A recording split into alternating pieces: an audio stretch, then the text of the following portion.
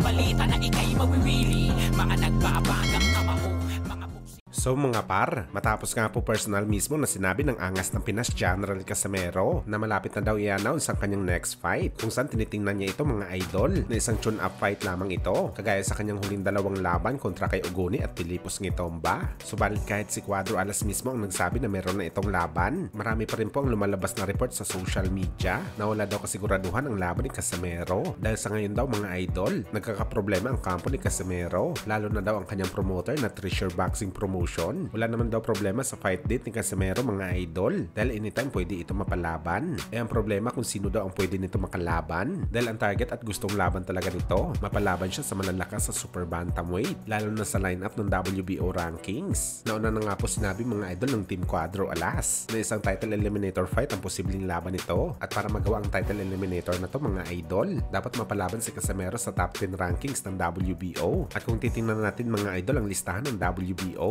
ang number 1 na si Sam Goodman at number 2 contender na si Luis Nery ay hindi na available dahil may kakasanang na target sila na laban, habang ang number 3 contender naman na si Teji Duhaney, number 5 na si Carl Hamis Martin, number 6 na si Raiz Alim at number 10 na si Elijah Fierce. Ay obviously naman mga idol hindi pwede makalaban ni Casimero dahil hawak sila po ni Sean Gibbons na alam po natin mga idol na mainit po nagsagutan sa pagitan ng MP Promotion President Sean Gibbons at kapatid ni Cuadro Alas na si Jason Casimero, kaya ang natira na lang talaga sa listahan mga idol. Ang number 7 na si Murodjon Akhmadaliev na imposible rin makasagupan ni Casimero dahil waiting na sila sa laban kay Inoue sa September, at ang number 8 na si Muhammad Shekov at ang number 9 na si Liam Davis. Ito na lang talaga ang mga fighter na posible makalaban ni Cuadro Alas sa title eliminator fight. Well, gayon pa man mga idol, hintayin na lang natin kung ano man ang magiging announcement ng Team Casimero. Malay natin may mabingwit din sila na malaking laban.